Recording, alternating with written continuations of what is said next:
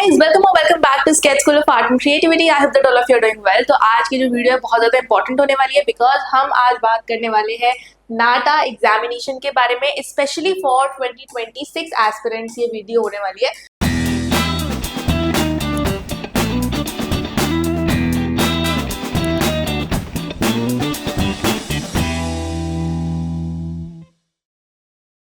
देखो गाइस, बहुत ज़्यादा डिफरेंस नहीं होता है अगर तुम 2025 की बात करो तो जो पैटर्न है, जो चीज़ें हैं वो चेंज हुई हैं। 24 में बहुत मेजर चेंज आया था, 25 में ऑलमोस्ट चीज़ें सेम रही है, राइट। तो बिकॉज 24 में ही पैटर्न चेंज हुआ है, बहुत कुछ चेंजेस आए हैं नाटा एग्जामिनेशन में। इसी वजह से 2026 में तुम एक्सपेक्ट कर सकते हो कि अभी जो 25 में पैटर्न रहा था, जो चीज़ें 25 में रही थी वो सेम रहेंगी, कुछ ज़्यादा चेंज नहीं हो रहा। बार बार वो चेंज नहीं करते, थोड़े साल तो वो एटलीस्ट सेम पैटर्न रखते हैं और उसके बाद ही कुछ मेजर चेंजेस आते हैं। बहुत ज़्यादा कंफ्यूजन इसीलिए होती है बिकॉज जब आप गूगल पे सर्च करोगे ना तो आपको नाटा से रिलेटेड बहुत डिफरेंट इन्फॉर्मेशन मिलेगी। कहीं कुछ इन्फॉर्मेशन मिलेगी, कहीं कुछ इन्फॉर्मेशन मिलेगी, समझ नहीं आती कौन सा सही है। And that is why you need to watch this video because अभी जो मैं आपको चीज़ें बताने वाली हूँ करेक्ट इन्फॉर्मेशन है, because we have been preparing students for NATA examination for the last 5, 6, 7 years. तो इसी वजह से बहुत इंपॉर्टेंट है कि आप करेक्ट इन्फॉर्मेशन देखो इस वीडियो के थ्रू। और कभी भी आप गूगल पे सर्च मत किया करो बिकॉज जो गूगल है उस पर बहुत पुरानी इन्फॉर्मेशन वगैरह होती है जो कि बार बार अपडेट वो लोग नहीं करते हैं, जिसकी वजह से आप कंफ्यूज होते हो और समझ में नहीं आता। आप बोलते हो कि मैम नाटा से ये कॉलेज में हो सकता है कि नहीं हो सकता, नाटा से शायद एसपीए में हो सकता है। यार देखो, सही इन्फॉर्मेशन होगी तभी आप सही तरीके से प्रिपेयर कर पाओगे, अदरवाइज बहुत मिसगाइड हो जाओगे, right. So this video is very very important for you to watch, right. मैं आपको रिकमेंड करूँगी कि आपको अगर चीज़ें क्रॉस चेक करनी ही है या कहीं आपको प्रॉपर पढ़ना ही है तो आप लोग जो नाटा का ऑफिशियल ब्रोशर है 2025 का, आप वो जाके पढ़ो, उसमें आपको पूरा करेक्ट इन्फॉर्मेशन मिलेगा। तो हमेशा या तो ऑफिशियल ब्रोशर देखो या फिर एसएससी की वीडियोस देखो बिकॉज हम भी आपको करेक्ट इन्फॉर्मेशन बताते हैं। Okay, so let's talk about the eligibility criteria for B Arch and NATA. देखो, बीआर्क एंड नाटा का एलिजिबिलिटी दोनों अलग चीज है। अगर हम बीआर्क की एलिजिबिलिटी की बात करें, मतलब कि आप आर्किटेक्चर कैसे कर सकते हो या नहीं, उस चीज के बारे में बात करें। जब हम बात करें नाटा एग्जामिनेशन के बारे में तो इसका मतलब है कि आप नाटा एग्जाम दे सकते हो कि नहीं, उसके बारे में बात कर रहे हैं। So for B Arch admission if you talk about, मतलब अगर आपकी ये एलिजिबिलिटी नहीं है ना तो फिर आप आर्किटेक्चर ही नहीं कर सकते हो, you forget about architecture. Okay, तो बेसिकली आपका जो 12th क्लास है उसमें आपकी फिजिक्स एंड मैथ्स आपकी कंपलसरी सब्जेक्ट होनी चाहिए with chemistry, biology, vocational subjects etcetera with at least 45% marks आपके होने चाहिए, ओवरऑल मार्क्स। ओके, अलग से फिजिक्स में 45 नहीं चाहिए, अलग से मैथ्स में 45 नहीं चाहिए, आपके बस जो ओवरऑल मार्क्स है वो आपके बेसिकली 45 होने चाहिए, ठीक है। और सिर्फ फिजिक्स और मैथ्स कंपलसरी होता है गाइस, केमिस्ट्री कंपलसरी नहीं है। इवन आपके पास अगर पीएमबी है तब भी आप लोग जो है आर्किटेक्चर कर सकते हो अब, ठीक है। तो this is the latest update for BArch.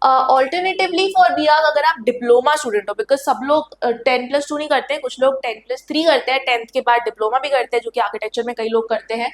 तो उसके लिए आपका बस मैथ्स कोई भी एक सेमेस्टर में एक सब्जेक्ट आपका मैथ्स होना चाहिए। तो यूजुअली अगर आपने आर्किटेक्चर का ही डिप्लोमा किया हुआ तो डेफिनेटली आप एलिजिबल हो। अगर आपने कोई और भी डिप्लोमा किया हुआ है जिसमें आपका मैथ सब्जेक्ट था तो you are eligible for doing architecture. So उसमें भी कोई वरी नहीं है, बस आपके 45% तो एग्रीगेट मार्क्स होने चाहिए ओवरऑल जो आपका है, ठीक है। तो दिस इज अबाउट की architecture. Now let's talk about NATA exam. तो अगर हम नाटा एग्जाम की बात करें तो कैंडिडेट्स मस्ट हैव पास्ड और बी अपीयरिंग ईदर आप 11th क्लास में हो, ठीक है। देखो, आर्किटेक्चर में तो डेफिनेटली आपका 10+2 का है, मतलब आप 12th के बाद ही आर्किटेक्चर कर सकते हो, 11th के बाद तो कर नहीं सकते हो। लेकिन नाटा एग्जाम की अगर हम बात करें तो आप 11th क्लास में नाटा एग्जाम दे सकते हो। It's a very big change. और आपका जो स्कोर है वो 2 साल के लिए वैलिड होता है, मतलब अगर अभी आप 11th क्लास में हो, ठीक है, तो आप नेक्स्ट ईयर 2026 में एग्जाम दे सकते हो। आपको 2027 तक वेट करने की जरूरत नहीं है, 2026 में भी आप एग्जाम दे सकते हो, राइट। तो ये बहुत बहुत बड़ा अपडेट है गाइस।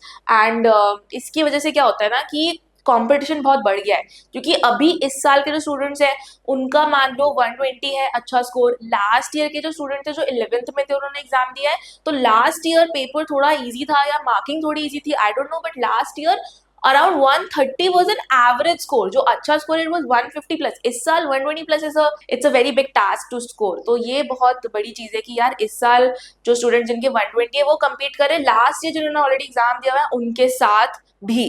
तो it's like unfair also, but anyways मैं आपको बता दिया है ना। 10+2 की अगर हम बात करें तो ऑब्वियसली जो नेसेसरी सब्जेक्ट है वो आपके पास होने चाहिए, आपके पास होने चाहिए।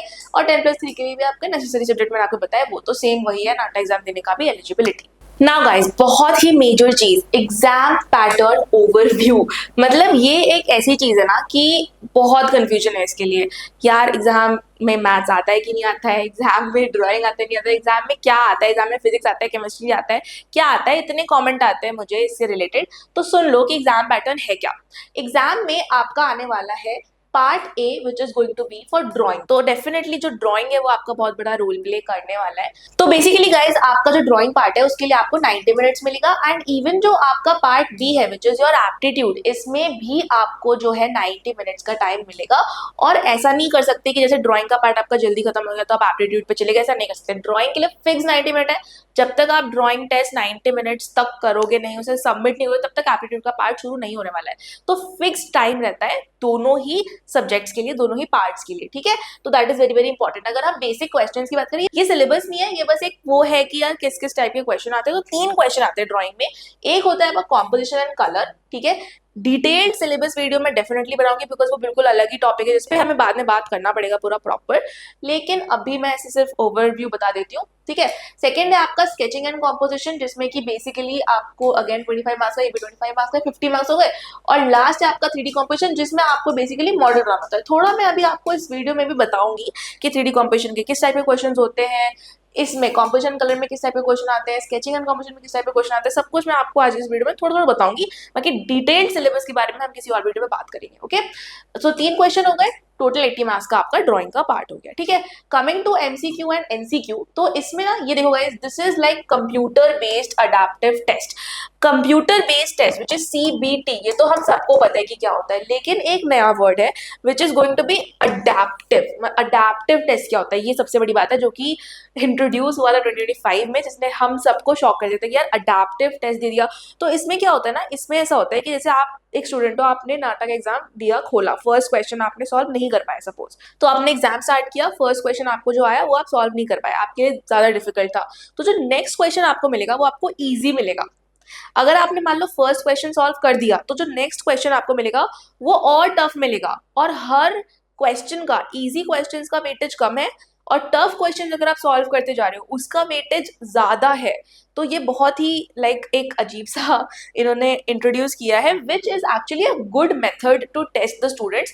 पर नाटा एग्जाम इसको ठीक से कर नहीं पा रहा है, तो स्टूडेंट्स के जो मार्क्स आ रहे हैं वो अनफेयर ही आ रहे हैं। तो ठीक से ये हो नहीं पा रहा है बिकॉज मैंने बहुत बार देखा है बहुत अच्छे स्टूडेंट्स जिनके जेई में बहुत अच्छे परसेंटाइल आए हैं, नाटा में वो स्कोर नहीं कर पा रहे, ठीक है। तो थोड़ा लक बेस्ड तो डेफिनेटली हो गया है अडैप्टिव टेस्ट, तो आपको थोड़ी ज्यादा प्रिपरेशन इसके लिए करनी पड़ेगी, ठीक है।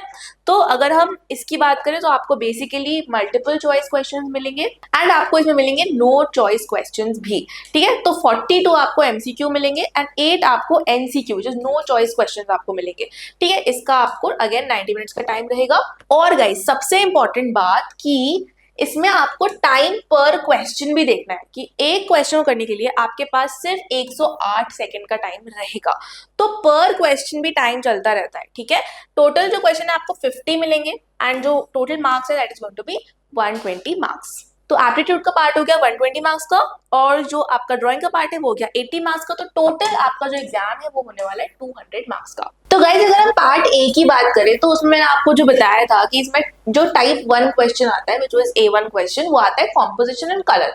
तो इसमें जो बेसिकली क्वेश्चन आता है वो आता है 2D कॉम्पोजिशन के ऊपर। कुछ और भी टाइप के क्वेश्चंस आ सकते हैं like logo design, signage design, but उनका जो कॉन्सेप्ट होता है वो सेम होता है जस्ट लाइक 2D कॉम्पोजिशन। तो आप देख सकते हो कि ये सारे 2D कॉम्पोजिशन के सोल्यूशंस है एंड कितने अच्छे से बने हुए हैं। इसका देखो आपको लग रहा होगा ये तो बहुत ईजी है तो मैं भी बना लूंगी या तो मैं भी बना लूंगा, बट ऐसा नहीं होता है, इसके लिए ना मेनली हमें थ्योरी पढ़नी पड़ती है, क्योंकि अगर आप देख सकते हो कि जैसे ये है तो ये क्यों अच्छा लग रहा है, because it has a proper colour scheme, right. Yellow, red, pink, जो ये कलर्स हैं ये आपस में वर्क कर रहे हैं, इसमें भी आपका एनालॉगस कलर स्कीम यूज हुआ है, इसमें आपका कॉम्प्लीमेंट्री कलर स्कीम यूज हुआ है, इसमें भी आपका पर्टिकुलर कलर स्कीम है, इसमें भी आपका कलर स्कीम है, राइट। तो कलर्स का जो नॉलेज है, जो आपका ओवरऑल विजुअल प्रेजेंटेशन है वो कैसे करना है, लाइक अगर मैं किसी भी कॉम्पोजिशन को 4 पार्ट में डिवाइड कर दूं तो आप देख सकते हो कि हर पार्ट में कहीं ना कहीं एक इक्वल नंबर ऑफ शेप्स है, या फिर ऐसा नहीं कि कोई पार्ट में ज्यादा शेप्स हो गए, कोई पार्ट में कम शेप्स हो गए, तो विजुअली वो चीजें बैलेंस हो रही है, एक विजुअल हार्मनी क्रिएट हो रहा है।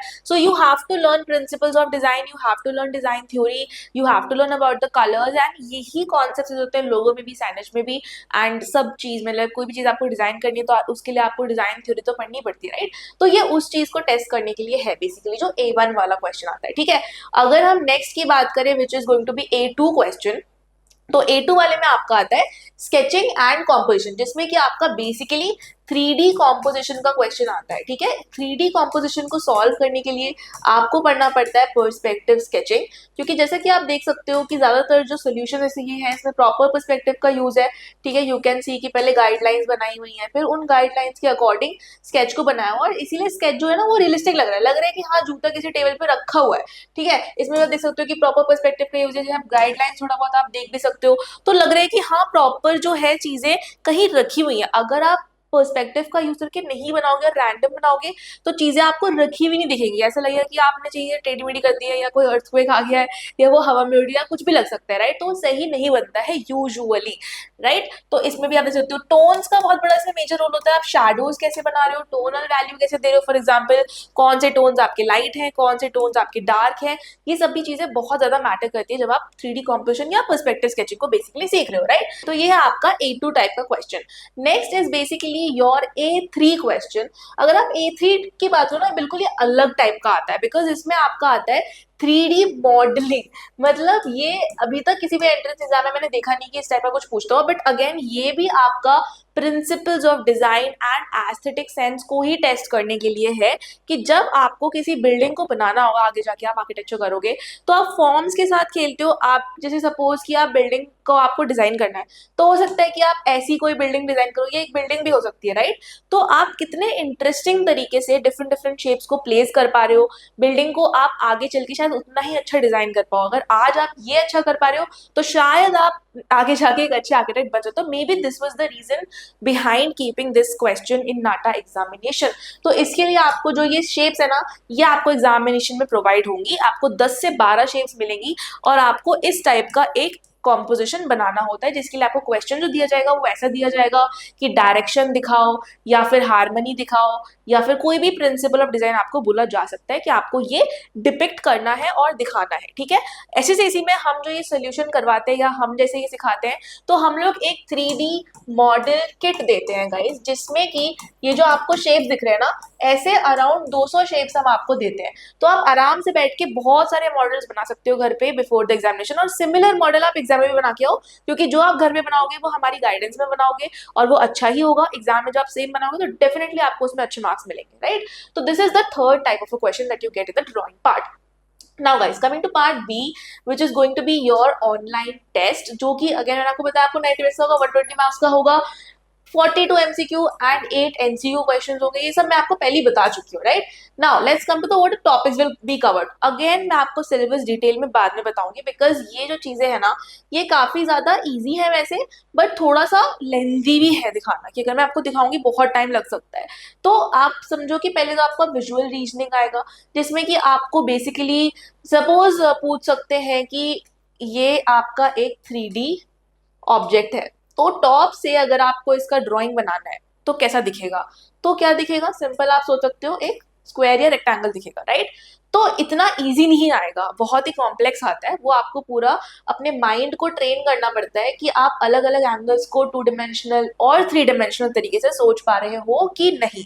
सेकेंड है आपका logical derivation type of questions, तो इसमें आपका ability to decode a situation, ठीक है। तो कुछ भी मतलब आ सकता है, कोई भी इसमें लॉजिकल टाइप का क्वेश्चन आ सकता है। तो अगेन मैं आपको बाद में दिखाऊंगी सिलेबस वाली वीडियो जो मैं बनाऊंगी कि डिटेल में कि किस टाइप के क्वेश्चंस आते हैं under logical derivation. Okay, GK architecture design के तो आपको पता ही होगा, architecture design current issues in सब के बारे में भी कोई भी क्वेश्चन आ सकता है। लैंग्वेज इंटरप्रिटेशन इंग्लिश से रिलेटेड बहुत सारे क्वेश्चन आ जाते हैं, ठीक है। डिजाइन सेंसिटिविटी से रिलेटेड क्वेश्चन आ जाते हैं, ठीक है। तो ये भी इंपॉर्टेंट है। बेसिकली इसमें रीजनिंग का आ जाता है। बहुत सारे ऐसे एंट्रेंस एग्जाम्स है ना, सिर्फ नाटा नहीं, बैंकिंग के एग्जाम्स होते हैं और भी एंट्रेंस। रीजनिंग बहुत कॉमन होता है, वर्बल नॉन वर्बल रीजनिंग, इसमें बहुत सारे सिमिलर टाइप के क्वेश्चन आते हैं, मिरर इमेजेस हो गए, ये वो। तो ये सब कुछ पार्ट होता है नाटा एग्जाम का, आपको प्रैक्टिस करके जाना है, ठीक है। लास्ट आपका न्यूमेरिकल एबिलिटी है which is your basic maths. तो सबको ये कंफ्यूजन है नाटा में मैथ्स है कि नहीं। नाटा में मैथ्स है, एक बेसिक लेवल की मैथ्स है जो कि अंडर एप्टीट्यूड ही आता है। हम लोग भी अलग से मैथ्स की क्लास नहीं देते, हम लोग सिर्फ एप्टीट्यूड और ड्राइंग की क्लास देते हैं नाटा प्रिपरेशन के लिए। एप्टीट्यूड में ही हम लोग मैथ्स को कवर करते हैं, ठीक है। तो बाकी क्लासेस जैसे हो रही है, बाकी चीजों की क्लासेस हो रही है, वैसे ही मैथ्स की भी क्लास हो जाएगी और चीजें कवर हो जाएंगी। बहुत बड़ा कोई सिलेबस नहीं होता है, एप्टीट्यूड के अंदर ये कवर हो जाता है। Now guys, coming to exam dates and attempts. तो अगर मैं एग्जाम डेट्स एंड अटेम्प्ट्स की बात करूं तो यहाँ भी बहुत लोगों को कंफ्यूजन होता है, क्योंकि गूगल पे देखोगे तो कुछ भी दिखाता है अलग अलग चीजें। तो आपको बताती हूँ कैसे रहता है। देखो, मिनिमम अटेम्प्ट्स जो है ना, वो आप एक तो आपको देना ही है, ठीक है। मैक्सिमम आप 3 अटेम्प्ट दे सकते हो, इससे ज्यादा आप नहीं दे सकते। तो किसी भी साल में नाटक एग्जाम होगा, अगले साल, इस साल भी जो हुआ, पिछले साल भी जो था, या उससे पहले भी जो था, हमेशा से 3 ही अटेम्प्ट होते हैं मैक्सिमम, से ज्यादा अटेम्प्ट आप कभी नहीं दे सकते, ठीक है। एक बार ऐसा हुआ था कि 4th अटेम्प्ट भी हो गया था, but that was also for the students जिनका शायद कुछ रह गया था, ऐसा कुछ था। बट यूजुअली 3 ही अटेम्प्ट होते हैं हमेशा, ठीक है। बेस्ट स्कोर आपका कंसिडर होता है, मतलब मान लो एक में आपके आए 120, एक में आपके आए 122, एक में आपके आए 143, so definitely 143 will be your final score, alright. अगर मैं सेशंस डेट्स की बात करूं तो देखो, मार्च टू जुलाई के बीच में होता है एग्जाम। अब वो कैसे भी हो सकता है 3 फिक्स्ड डेट्स हो सकता है बहुत सारे डेट्स हो, उसमें से आप किसी भी 3 दिन को चूज कर सको। तो it is completely up to them. ये चीजें चेंज होती रहती हैं हर साल। तो जब ब्रोशर आएगा, नेक्स्ट ईयर का अपडेट आएगा, तो मैं वीडियो बनाऊंगी और तभी आपको बता पाऊंगी। अभी तो किसी को भी पता नहीं है ये चीज। अब गाइस बात करते हैं कि आपका टारगेट क्या होना चाहिए क्वालिफाइंग एंड गुड स्कोर की। अगर आप बात करें, देखो ये चीज ना बदलती रहती है, एवरी ईयर इट्स डिफरेंट। ऐसा नहीं है कि हर साल सेम रहेगा, हर साल सेम ही अच्छा स्कोर माना जाता है। बट अगर मैं ओवरऑल बताऊं, बहुत सारे साल का मिक्स करके बताऊं, तो यूजुअली 120 से ऊपर एक अच्छा स्कोर होता है और यूजुअली 140 के ऊपर एक अच्छा स्कोर होता है। अब लास्ट ईयर क्या था कि 140 ना इतना अच्छा स्कोर नहीं था। लास्ट ईयर लोगों के 175 तक मार्क्स आए, हमारे इंस्टीट्यूट में से 175 था हाईएस्ट मार्क्स।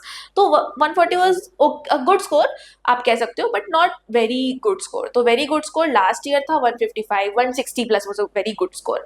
इस साल 120 plus is a very good score guys, है ना। इस साल 120 से ऊपर बहुत कम बच्चों के आ रहे हैं, तो 120 प्लस तो ये चलता रहता है। लेकिन जनरली अगर हम देखें, एक्सट्रीम्स में अगर ना जाए, इस साल एक्सट्रीम लो हो गया है, पिछले साल एक्सट्रीम अप था, तो अगर हम एक्सट्रीम्स में ना जाए तो 120 प्लस जनरली अच्छा होता है एंड 140 प्लस जनरली अच्छा होता है। तो ये आपको टारगेट रखना चाहिए। नेक्स्ट हम बात करते हैं एडमिशन प्रोसेस की, बिकॉज नाटा एग्जाम के बाद आपको डेफिनेटली कॉलेज में एडमिशन लेना होगा। तो कैसे लेना होता है उसके बारे में थोड़ा सा देख लेते हैं। डिटेल वीडियो सब चीज की आती है, सिलेबस की आती है, एडमिशन प्रोसेस की आती है, सब चीज की डिटेल वीडियो आएगी। लेकिन अभी हम एक ओवरऑल, मतलब जिसको कुछ नहीं पता नाटा के बारे में, वो ये वीडियो को देख सकता है। तो बाकी एग्जाम्स में ऐसा होता है कि आपकी ना कोई काउंसलिंग होती है, चाहे स्टेट काउंसलिंग हो, चाहे जोसा काउंसलिंग होती है। नाटा एग्जामिनेशन में ना कोई काउंसलिंग होती ही नहीं है। मतलब उन्होंने आपके मार्क्स दिए कि चलो यार तुम्हारे 150 मार्क्स आए, बस वो और कुछ नहीं करेंगे। उन्होंने आपको मार्क्स दे दिया तो काम खत्म, ठीक है। तो नाटा एग्जाम में कोई काउंसलिंग नहीं होती है। नाटा एग्जाम में डायरेक्ट कॉलेज एप्लीकेशंस आते हैं। वो आपको बेसिकली खुद से कॉलेजेस शॉर्टलिस्ट करना है कि मुझे यार यहाँ कॉलेज में एडमिशन लेना है या यहाँ लेना है। जैसे फॉर एग्जांपल अगर हम सेप्ट की बात करें, है ना, तो सेप्ट का उनकी वेबसाइट पे फॉर्म निकलता है, वहां पे आप जाके फिल करते हो। फिर उनका मेरिट लिस्ट आता है कि यार जिन्होंने भी सेप्ट के लिए अप्लाई किया है तो कौन कौन वो स्टूडेंट्स है, उनकी क्या रैंकिंग है। शुरू के जो अगेन 40 से 80 से जो भी बच्चे होते होंगे वो उनको एडमिशन देते हैं, बाकियों को नहीं देते। तो मेरिट लिस्ट निकालते हैं, तो अपना कॉलेज का होता है, ठीक है। ऐसी सारे कॉलेजेस का अपना अपना रहता है, आपको खुद जाके एडमिशन लेना है, आपका काम है देखने का। सेकंड होता है स्टेट काउंसलिंग से भी बच्चे एडमिशन लेते हैं। तो जैसे कि फॉर एग्जाम्पल महाराष्ट्र का स्टेट काउंसलिंग होता है, तो उसमें आप अपना नाटक का मार्क्स भरते हो, है ना, और उसमें आप अपना बोर्ड का भी मार्क्स देते हो। तो दोनों का मार्क्स जो है वो ऐड होते हैं, बेसिकली दोनों का 50-50 रहता है, ठीक है। दोनों के मार्क्स ऐड होंगे, फिर आपका एक मेरिट स्कोर आता है।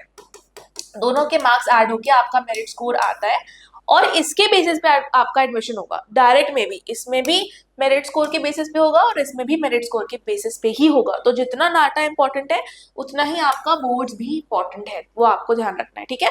तो स्टेट काउंसलिंग भी सेम रहती है, आप स्टेट काउंसलिंग की वेबसाइट पे जाते हो, उसमें अपने आप कॉलेज प्रेफरेंसेस डालते हो कि मान लो मुझे सर जे में एडमिशन लेना है, ठीक है, ये मेरे नाटा के मार्क्स है, मेरे बोर्ड्स के मार्क्स है, वो लोग एक रैंक लिस्ट बनाएंगे, टॉप के स्टूडेंट्स हैं उनको जो मर्जी कॉलेज है वो मिल जाएगा, जिनके कम मार्क्स है उनको नहीं मिल पाएगा। तो ये होती है स्टेट काउंसलिंग, ठीक है।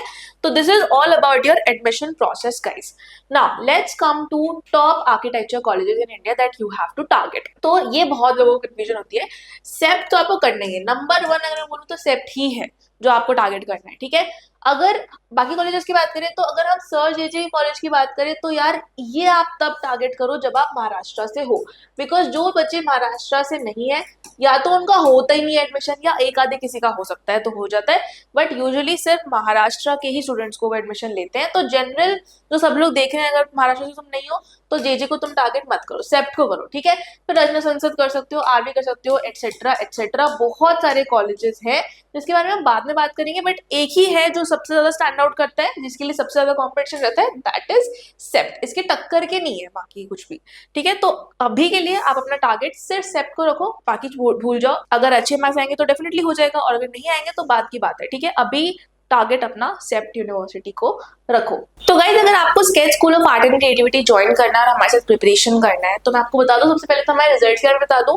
हमारे जो रिजल्ट्स है उसमें यूजुअली हर साल का जो रहता है 1/4 का सक्सेस रेट रहता है नाटा में, और 1/3 का रहता है जेई में, ठीक है। तो जेई में हर 3 में से एक बच्चा जो एसएससी में ज्वाइन करता है लाइव क्लासेस में, उसके टॉप मार्क्स आते हैं, मतलब 98 से ऊपर आते हैं, और 1/4 के हमेशा नाटा में टॉप मार्क्स आते हैं, उस साल का जो भी टॉप स्कोर चल रहा है उसके अकॉर्डिंग रहता है, तो ये चेंज होता रहता है, ठीक है। ऐसा नहीं कि 120 से ऊपर आते हैं 1/4 के, उस साल पे डिपेंड करता है कि उस साल का क्या टॉप स्कोर है। तो ये बेसिकली हमारा रिजल्ट रहता है। डिटेल्ड रिजल्ट आप हमारी वेबसाइट पे चेकआउट कर सकते हो, मैं अभी नहीं दिखा रही हूँ बट आप आराम से जाके चेकआउट कर सकते हो कि हमारे क्या रिजल्ट रहे पिछले सालों में, ठीक है। और अगर मैं आपको कोर्सेज के बारे में बात करूँ तो हमारे 2 टाइप के कोर्सेज है बेसिकली। एक है हमारा लाइव कोचिंग, ठीक है। तो लाइव कोचिंग में हम लोग बेसिकली ऑब्वियसली लाइव क्लासेस देते हैं और उसके साथ बाकी चीजें देते हैं। एक है हमारा सेल्फ प्रिपरेशन। सेल्फ प्रिपरेशन में 2 टाइप के हैं, एक है हमारा सेल्फ लर्निंग, ठीक है, और एक है हमारा सेल्फ स्टडी। तो मैं आपको बता देती हूँ कि इसमें क्या रहता है। सेल्फ लर्निंग में आपको मिलती है क्लास की रिकॉर्डिंग्स, तो आपको रिकॉर्डिंग से पढ़ना होता है, आपको लाइव क्लास नहीं मिलती, ठीक है। इसके अलावा आपको मिलेंगी बुक्स पैकेज, हमारा अपना बुक्स पैकेज है जिसमें एप्टीट्यूड की सारी बुक्स रहेंगी, ड्राइंग की बुक रहेगी, सब कुछ रहेगा जो भी आपको चाहिए प्रिपेयर करने के लिए, ठीक है। इसके अलावा आपको मिलेंगी डिजिटल रिसोर्सेज, ठीक है, और लास्टली आपको मिलेगा 3D मॉडल किट, जो मैंने आपको बताया हम लोग किट देते हैं वो भी इसमें इंक्लूडेड रहता है। तो ये हो गई आपकी सेल्फ लर्निंग। अगर आप सेल्फ स्टडी की बात करो तो इसमें आपका बेसिकली रिकॉर्डिंग नहीं रहेगा, आपके पास बुक्स रहेंगी, आपके पास डिजिटल रिसोर्सेज। डिजिटल रिसोर्सेज मतलब बेसिकली गाइस जो जैसे टेस्ट होते हैं, प्रीवियस ईयर पेपर्स होते हैं, मॉक टेस्ट होते हैं जो कि हम बुक्स में नहीं दे रहे हैं, तो वो हम डिजिटली देते हैं, क्योंकि टेस्ट वगैरह हम बनाते रहते हैं नया नया, मॉक टेस्ट हम नया नया बनाते रहते हैं, पेपर्स जो है लास्ट ईयर पेपर्स जो है या करंट जो पेपर्स चल रहे हैं वो हम नए नए ऐड करते रहते हैं। तो डिजिटल रिसोर्सेज ना अपडेट होते रहते हैं, इसलिए हम इसको डिजिटली देते हैं, ठीक है। And last is 3D model kit guys, जो कि आपको मैंने बता दिया कि वो क्यों होता है। तो ये हमारा सेल्फ प्रिपरेशन का है, ठीक है। अगर मैं बात करूं लाइव की तो वो सबसे अच्छा है हमारा डेफिनेटली। ये मुझे बोलने की बात नहीं कि वो सबसे अच्छा क्यों है, बिकॉज उसमें लाइव क्लासेस, आप टीचर के साथ बैठ सकते हो, डाउट्स पूछ सकते हो, सब कुछ कर सकते हो, राइट। तो अगर मैं आपको बताऊं, मैं नाटा प्लस जी 2026 का थोड़ा बता देती हूँ, क्योंकि गाइज देखो अगर आप प्रिपेयर कर रहे हो ना, कोई भी अगर आप में से ये सोच रहा है कि सिर्फ नाटा पे फोकस करना है, प्लीज जे पे भी फोकस करो, अभी आपके पास टाइम है। जेई ज्यादा इंपॉर्टेंट है नाटा से, लेट मी टेल यू, क्योंकि जेई का मैंने आपको बताया सक्सेस रेट भी ज्यादा है, 1/3 का सक्सेस रेट है, हर 3 में से एक बच्चा टॉपर बनता है। नाटा में 1/4 का है, हर 4 में से एक बच्चा बनता है, तो कुछ तो रीजन होता होगा, बच्चे तो वही है ना, हम पढ़ा भी वही रहे हैं, बट ऐसा क्यों है कि नाटा में कम बच्चे टॉपर बनते हैं? क्योंकि नाटा बहुत अनप्रिडिक्टेबल एग्जाम हो चुका है, कई बार वो बार बार अपना पैटर्न बदलते रहते हैं, कुछ कुछ बदलते रहते हैं चीजें, तो इसी वजह से बच्चों को पता नहीं चलता कि प्रिपेयर कैसे करना है। पेपर थोड़ा बहुत अनफेयर रहता है, चेकिंग अनफेयर हो जाती है, वो लोग कोई ट्रांसपेरेंसी भी नहीं रखते कि आपने जो एग्जाम दिया है आप उसका आंसर चेक भी नहीं कर सकते कि आपने क्या मार्क किया था एग्जाम में। तो दैट इज वाई नाटक एग्जाम जो है ना वो कंडक्ट ही अच्छे से नहीं करवाते हैं, उसमें हमारी गलती नहीं है, उसमें बच्चों की भी गलती नहीं है, उसमें नाटा वालों की गलती है, जो कि होना चाहिए सॉल्व, बट अभी तक तो नहीं है। तो इसलिए मैं बोलूंगी कि यार जेई पे फोकस करो, ठीक है। पहले अभी जनवरी पर अटेम्प्ट आने वाला है जनवरी का, आप उस पर अपना फोकस रखो, फिर आप बाद में नाटा का देखना। तो नाटा प्लस जेई आपको दोनों अपना फोकस रखना चाहिए, ठीक है। तो मेरा रिकमेंडेशन ये रहेगा, don't only focus on NATA, focus on JEE as well. नाउ जो हमारा बैच स्टार्ट होने वाला है वो होने वाला है हमारा 1 जून 2025 से। तो जो गाइस हमारा बैच स्टार्ट होता है वो हमेशा नया नया होता रहता है। तो लास्ट बैच हमारा 1 जून को स्टार्ट हुआ था, अब नया बैच भी अराउंड होने ही वाला होगा। तो हर 15 दिन में हमारे नए बैचेस शुरू होते रहते हैं। इसके अलावा मैंने आपको बताया बुक्स, पैकेज, डिजिटल रिसोर्सेज सब कुछ इंक्लूडेड 3D मॉडल किट भी आपको मिलेगा। एंड इवन हम लोग कॉलेज काउंसलिंग कर देंगे आपको, दैट आपका जब एग्जाम खत्म हो भी जाएगा तब क्या मार्क्स आए हैं, आप कहाँ एडमिशन ले सकते हो, कौन से अच्छे कॉलेजेस है, every kind of help will give you so that you can comfortably land in your dream college. तो वो आपको पूरी तरीके से सही गाइडेंस हम देते हैं, वो भी बहुत इंपॉर्टेंट होती है, ठीक है। ऐसा ना हो कि गलत गाइडेंस की वजह से आपका कॉलेज रह जाए। पहले ऐसा हो चुका है कि जोसा काउंसलिंग में बच्चे ने फेल किया, ठीक है, उसका फीस का टाइम आया या कुछ आया, उसने देखा ही नहीं और कॉलेज रह गया। ऐसे बहुत होता है, गाइडेंस नहीं है, चीजें पता नहीं है, ठीक है। जोसा काउंसलिंग में भी चीजें नहीं पता होती हैं बच्चों को, या कॉलेज के बारे में नहीं पता होता है। तो थोड़ी सी गाइडेंस ना होने की वजह से जिनमें पोटेंशियल है भी ना, वो लोग भी रह जाते हैं बेसिकली। तो ये बिल्कुल भी नहीं होना चाहिए, ठीक है। बैच साइज की बात करें, मैक्सिमम 20 से ज्यादा लोग नहीं लेते गाइस, क्योंकि अगेन मैं ध्यान नहीं दे सकती सारे बच्चों पे। अगर 20 से ज्यादा होंगे एक बैच पे तो वो भी सही रहता। जो हमारी टाइमिंग्स है वो 8 to 10 PM रहती है। तो this is also very important कि हम लोग 8 बजे के बाद ही रखते हैं सारी क्लासेस, ताकि आप पहले स्कूल जाओ, ट्यूशन जाओ, आराम से बैठ के फिर क्लास में आओ, ठीक है। टाइमिंग का इशू नहीं होना चाहिए, बिकॉज अगर टाइमिंग का इशू होगा तो आप क्लास कर ही नहीं पाओगे, चाहे कुछ भी कर लो। That is why we have kept comfortable timings. हम लोगों ने 8 से 10 की टाइमिंग रखी है अपनी सारी क्लासेस की। हम 8 से पहले कोई क्लास करते ही नहीं, सिर्फ तब करते हैं जब एग्जाम बहुत पास होता है, लाइक एग्जाम से 1 वीक पहले, है ना, या फिर आपके बोर्ड जब खत्म रहते हैं तब करते हैं हम डे क्लासेस। बट यूजुअली हमारे इसके अलावा नाइट में ही क्लासेस चलती है, मतलब लेट इवनिंग, ओके। सब्जेक्ट्स की बात करें, बिकॉज ये नाटा प्लस जेई का है, तो नाटा में तो देखो मैंने आपको बताया ड्राइंग प्लस एप्टीट्यूड है, ठीक है, पर जेई का मैथ्स भी करना पड़ता है। तो इसीलिए आपकी टोटल 3 सब्जेक्ट हो जाते हैं, which is drawing, aptitude and mathematics, ठीक है। क्या मिलेगा आपको? लाइव क्लास मिलेगी, backup recordings of all live classes, SSC books, package, digital resources, 3D model kit, ये सब आपको इस कोर्स में मिलेगा।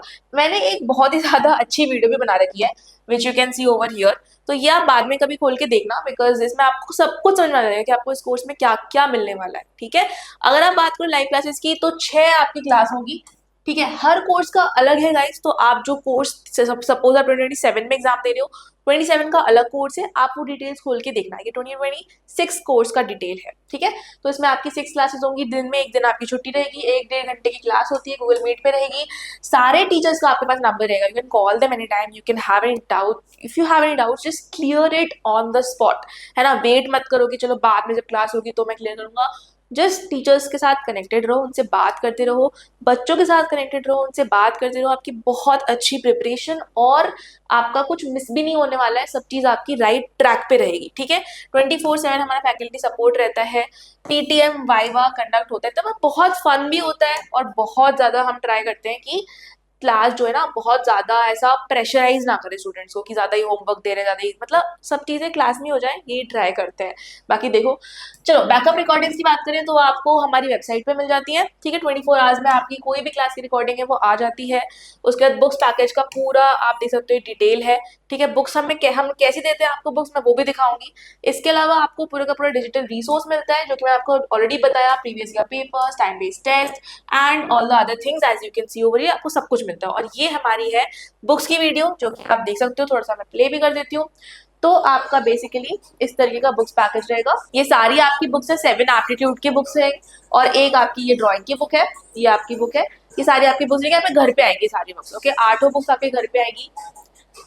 एंड बेसिकली आपको जो भी चाहिए, पूरी ये एप्टीट्यूड की बुक है, बहुत ही इलस्ट्रेटिव पिक्चर बेस्ड रहती है, तो काफी ज्यादा आप रिविजन में अच्छा कर सकते हो। क्लास में आपने अंडरस्टैंडिंग कर ली, अब आप आराम से रिवाइज करो बैठ के, तो ये इसमें रहता है, ठीक है। क्योंकि देखो आप ना बुक्स कब काम आती है, देखो जब आपने चीजें समझ ली क्लास में, उसके बाद आपने रिवाइज करना, बुक्स खोल के बैठ जाते हो, तो वो तब बहुत सॉर्टेड आपको एक जगह मिल जाती है कि यार यहाँ पे सब कुछ लिखा हुआ है, ठीक है। तो ये हमारे पूरे कोर्स की डिटेल थे।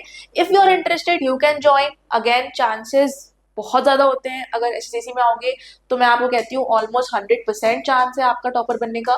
क्योंकि चलो फॉर्मली रिपोर्ट में 1/3 है या 1/4 है, लेकिन ये 1 बच्चा कौन है, किसके आ रहे हैं, वही जो क्लास में आ रहा है, सब चीजें कर रहा है। अगर आपको बिलीव नहीं होता है तो मैं अब एक रिव्यू वीडियो डालूंगी, ठीक है, आप वो देख सकते हो, एक स्टूडेंट का है और उसने क्या बोला है, वो आप सुन सकते हो। ठीक है, आई होप आपको आज की वीडियो अच्छी लगी होगी। तो मिलते हैं नेक्स्ट वीडियो में, तब तक के लिए बाय बाय। चैनल को सब्सक्राइब नहीं किया भाई, क्या कर रहे हो, सब्सक्राइब तो कर लो। चलो guys, bye bye. Hello, I'm Sohail. I scored 95 percentile in my first attempt and improved all the way to 99.6 percentile in my second attempt. And this was all due to SSAC. I would not have been there without them. As for my preparation journey, I knew nothing about drawing. After joining SSAC, the teachers helped me a lot and they improved my drawing a lot, and I was able to secure 94 percentile in my drawing part because of that. In the aptitude part, I would like to say that all the questions came directly from the live classes, SSAC books, and mock tests. The mock tests helped me a lot there. In the maths part, I was able to improve my score from 34 to 94 percentile, all due to Arun's guidance. Without him, I do not able to achieve this. I was a little bit demotivated after the first attempt, as I expected a little more marks, but Arun sir and Shruti ma'am had all faith in me and told me that you could definitely score 99 percentile in the second attempt, and that belief changed everything. I have done nothing extraordinary in my preparation journey, just I have sincerely followed the classes and do what all the teachers have told me. I just focused a little more during the exam time, and that brought this result. I would like to thank all the faculty of the SSAC which helped me through this journey. The explanation of Farooq sir got me every time. It was so much beautiful, and he explains everything in such a beautiful manner that you will never forget it. Anandya sir was always there when you needed him. For all the troubles we got, all the college queries we got, he always solved it. Sreshta ma'am and Mini ma'am always helped me personally in my drawings. Because of them, I improved it so much. Shruti ma'am has made our classes so much fun. She not only taught about the preparation of the exam, she taught us how to be in our architect journey and told us many things, many life related things that we will be essential later. She made the classes very much fun and interactive. As a student, I would definitely recommend SSAC as your first choice for preparing for J paper 2 and NATA exam. It helped me a lot and it would also help you a lot. Maybe you can become the next topper. Thank you.